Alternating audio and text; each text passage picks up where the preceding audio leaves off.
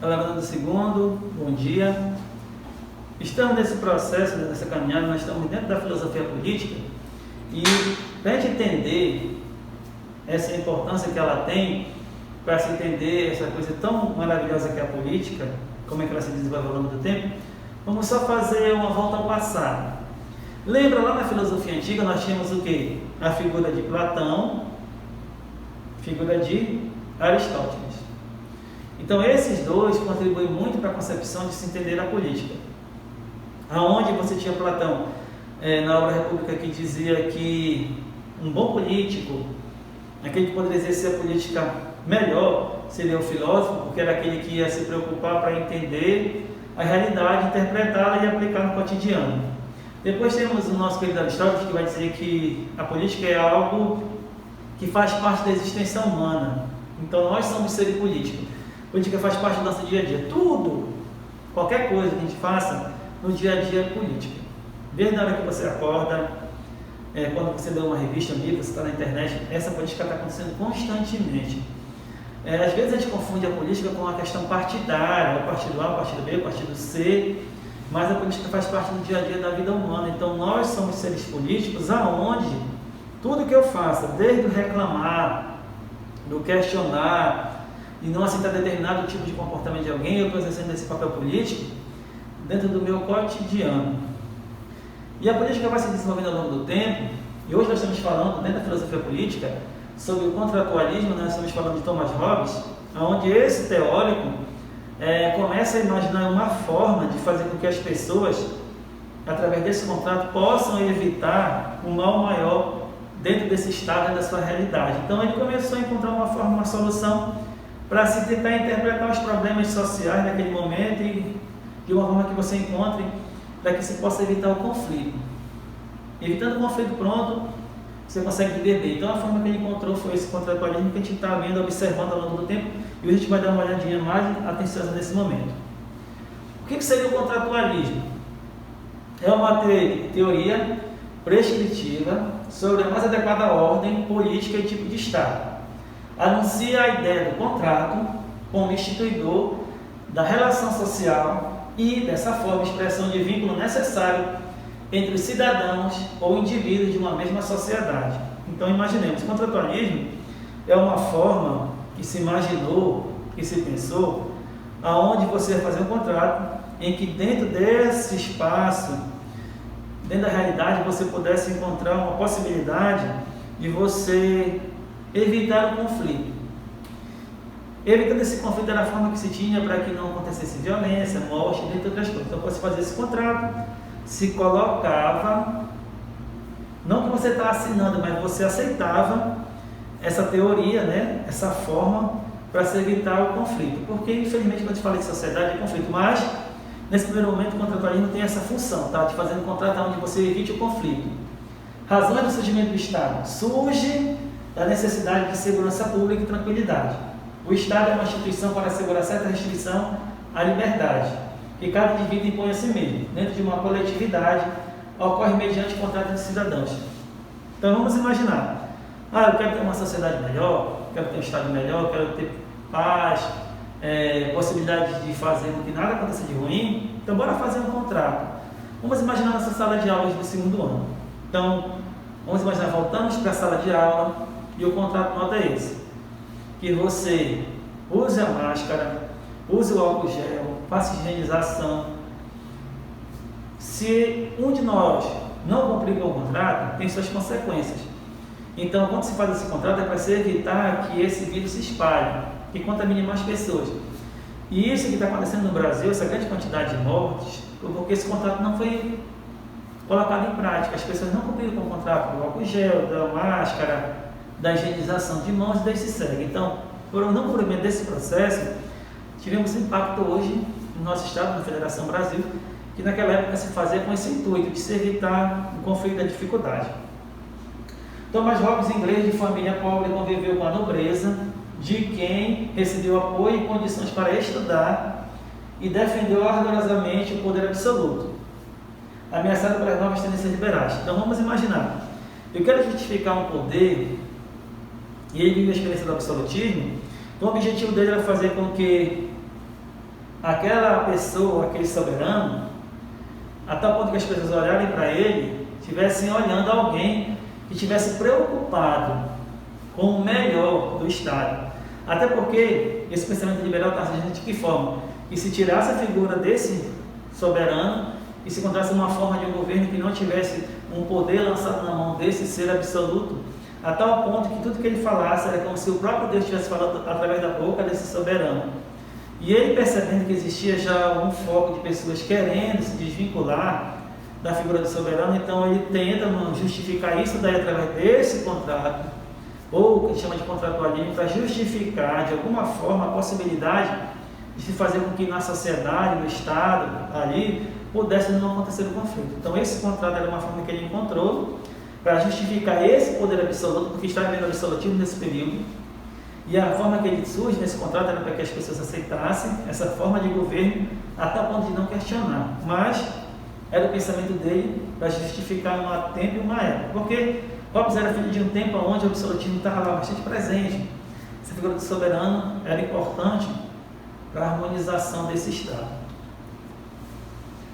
A vida de Thomas Hobbes, ele nasceu em 1588 na Inglaterra, período do início da decadência do feudalismo, da ascensão da burguesia. Em 1642, estourou a Guerra Civil dos monarquistas, nesse caso da nobreza, contra o parlamentarismo, a burguesia. Depois de vários confrontos, os parlamentares venceram, o rei Carlos foi deposto e decapitado. Hobbes, a favor do rei, retirou-se em exílio por 11 anos, na França, estudando filosofia e algumas ciências. Ensinou matemática a Carlos II, futuro rei da Inglaterra, e escreveu sua obra magna, o Leviatã. O Leviatã, ou matéria, é a forma do poder de um Estado eclesiástico e civil. Então, nessa obra do Leviatã, ele justifica esse poder desse soberano, a tal ponto que ele dizia que esse poder até é divino. É como se fosse alguém escolhido por Deus para exercer esse poder dentro do Estado, a tal ponto que não poderia ser nem questionado, podia nem ser reclamado em relação àquilo dali. Porque ele viu a experiência, ele viu que tudo aquilo que ele imaginou, pensou em relação ao soberano, porque ele foi ajudado.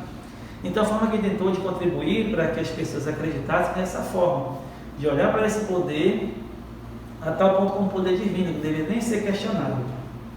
O estado de natureza é uma coisa que chama a atenção para cada indivíduo. Os homens não tinham prazer algum da companhia um dos outros, e sim pelo contrário, um enorme desprazer, quando não existe um poder capaz de manter todos em respeito. De modo que a natureza do homem encontramos 3 causas principais de discórdia. Primeiro, a competição. Segundo, a desconfiança. E terceiro, a glória. A primeira leva os homens a atacar os outros, tendo em vista o lucro. A segunda, a segurança. E a terceira, a reputação. Então, esse estado de natureza, Hobbes apresenta uma forma de justificar por que deve existir o contrapolismo. Então, por natureza, o homem é lobo do próprio homem, ou seja, o homem busca destruir a si próprio. E para se evitar esse conflito, ou essa destruição em massa, ele faz esse contrato, aonde ele coloca todas essas vontades, todos os seus desejos, na mão desse soberano, e ao soberano receber essa colocação desses serviços na mão dele, ele vai exercer uma possibilidade de se evitar o conflito. Então imagina, como se você colocasse tudo aquilo que você acredita na mão do indivíduo, e a partir daí ele vai mudar a realidade. Agora, quais são as consequências? Desta guerra de todos os homens, contra todos os homens, também existe a consequência. E nada pode ser injusto. As noções do bem e do mal, de justiça e injustiça, não podem aí ter lugar. Onde não há poder comum, não há lei. E onde não há lei, não há injustiça. Outra consequência da mesma condição é que não há propriedade, nem domínio, nem distinção entre o meu e o teu. Só pertence a cada homem aquilo que ele é capaz de conseguir, e apenas enquanto for capaz de conservá-lo. Ou seja, cada um está pelo aquilo que é seu. Eu vou defender aquilo que é meu. Essa casa aqui é minha, esse terreno é meu. Então você vai usar todas as formas para defender aquilo que é seu. E ele diz o quê? Se você faz isso, você vai gerar um conflito e vai gerar morte. Vamos fazer assim? Vamos colocar tudo isso que você tem na mão de um soberano. E esse soberano vai saber como administrar teu terreno, tua casa, para se evitar um conflito. Porque é interessante, se você perceber, a maior parte dos conflitos que se tem hoje no mundo todo Foi porque no momento que o homem começou a cercar a terra, começou a dividir. E nesse cercar a terra, dividir, começou os conflitos. Então, desde o início, o homem tem esse desejo de ter aquilo que é seu. E dentro do contratualismo, era a forma que você tinha de encontrar, de colocar na mão do soberano todos esses problemas que já existiam para serem evitados. E a partir daí, você encontrar a solução para todos os problemas vigentes. Então, você colocava na mão do soberano a resolução dos problemas. O estado de guerra. Com isto se torna manifesto que durante o tempo em que os homens vivem sem um poder comum e capaz de os manter, todos em respeito eles se encontram naquela condição que se chama guerra. E uma guerra que é de todos os homens contra todos os homens. Então, olha só. Então, o homem constantemente está em guerra. Ele chamava de estado de natureza. Então, se existe uma guerra, então vai existir morte e destruição. E qual é a forma de você evitar essa guerra? É o que ele pensou, olhando para a figura do imperador, é esse contrato social, onde as pessoas assinam, não no papel, mas colocam todos os desejos e vontades na mão desse soberano, e esse soberano, a partir daí, ele vai conseguir resolver esses problemas todos, e a solução está feita. Então, olha só, para você justificar esse contrato, era a solução para se encontrar em relação aos problemas. Olha como é interessante. Por que você fazer esse contrato? Nenhuma pessoa pode garantir por si mesmo a conservação de sua vida, se não fizer um pacto com outro indivíduo a fim de garantir a paz. No entanto, o pacto não assegura se o que for estabelecido será cumprido, como por exemplo, como mantê-lo se não será mais vantajoso. Os pactos que não descansam sobre a espada nada mais significam do que palavras sem forças para proteger efetivamente o homem. A ausência do medo e coação, nada vai além dos pactos firmados. Ou seja, coloca na mão de alguém, beleza, só que se não tiver a força ali do soberano, da espada, do exército, você vai esquecer o contrato. Então é como é interessante, para ele justificar isso daí, dizer, bom, você vai fazer o pacto? Beleza, eu vou fazer. Só que se não tiver alguém que esteja administrando esse pacto, com a força do braço, nesse caso ele fala a espada, com o poder mesmo, ditatorial, então você não vai conseguir a solução não. Por isso que ele dizia, que se você não faz o pacto e não tem um medo por trás disso daí, você não tem uma preocupação, pouco tempo depois você abandona o pacto. Então, você faz o pacto, mas por trás você é coagido a aceitar, porque se você não aceita, você pode morrer. Você pode ser preso, você pode ser morto. Então existia uma força que a gente, na linguagem sociológica, chama de força coercitiva, existia essa força por trás desse pacto, dessa necessidade desse contrato. Então não era só um contrato feito aleatoriamente, não, era um contrato feito, mas por trás desse contrato existia essa força, a tal ponto que ele podia exercer esse papel de você aceitar o pacto, mas por trás, se você falhar de alguma forma, você pode ser morto. Aí a partir daí vai surgir a necessidade da existência do Estado. Proteção e defesa do indivíduo.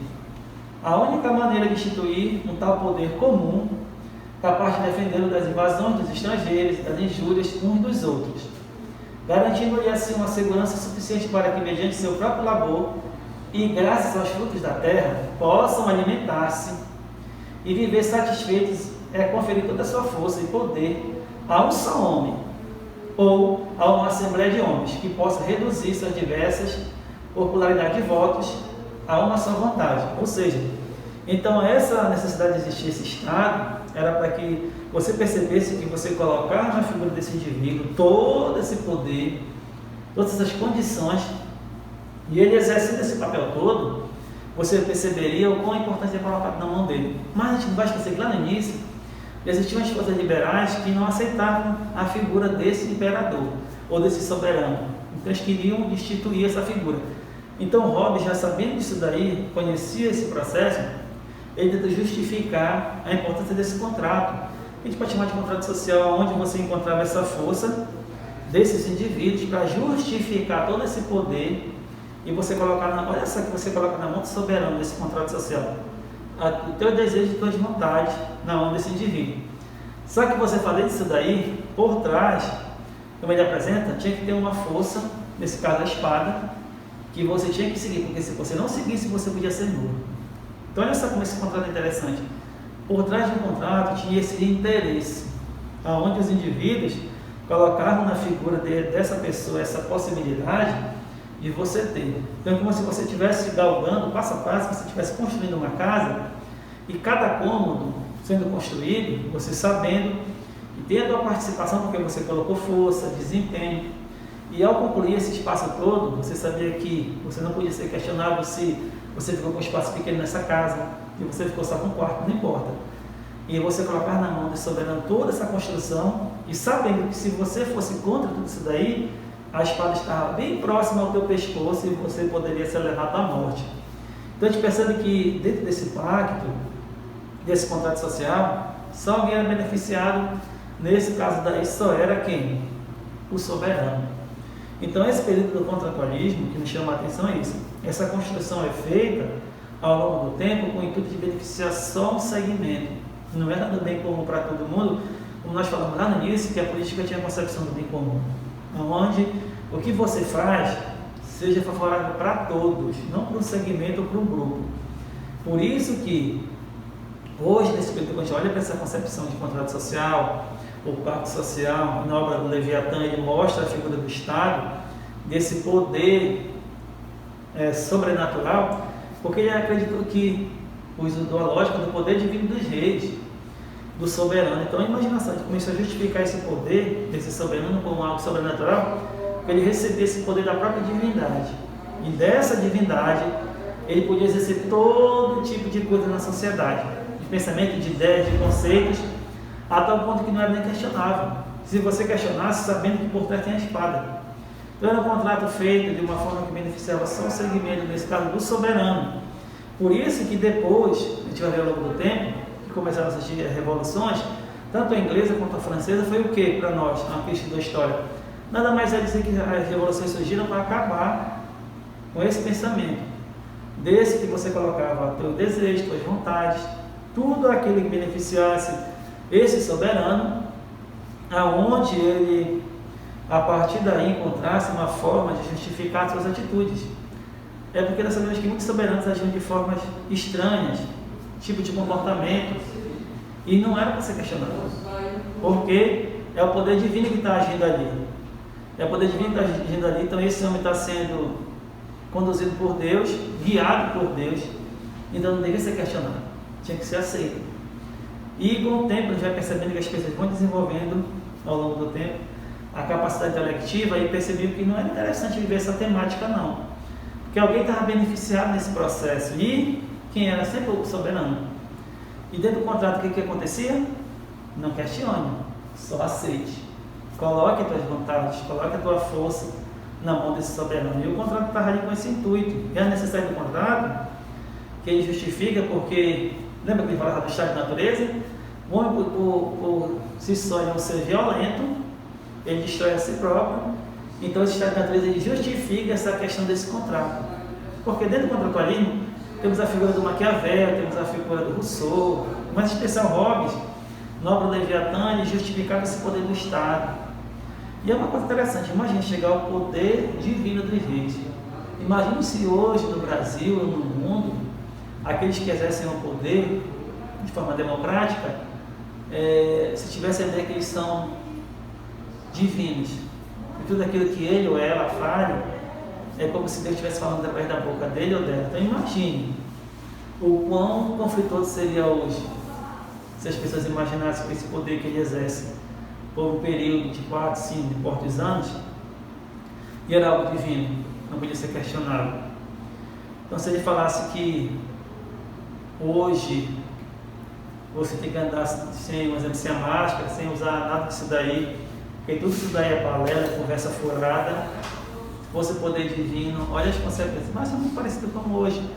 A gente viu os regimes ditatoriais ao longo do tempo, que a gente viu quanto eles transformaram a realidade. Então são situações em que a gente observa e tenta entender. Então que fica um questionamento para nós. Será que o poder é algo divino? Fica essa pergunta para nós. O poder é divino? A gente responde para cada um de nós. Então não esqueça. Fica esse questionamento final. O poder é divino? Sim ou não? E por quê? Olha, galera do Segundão. Bons estudos e até a próxima.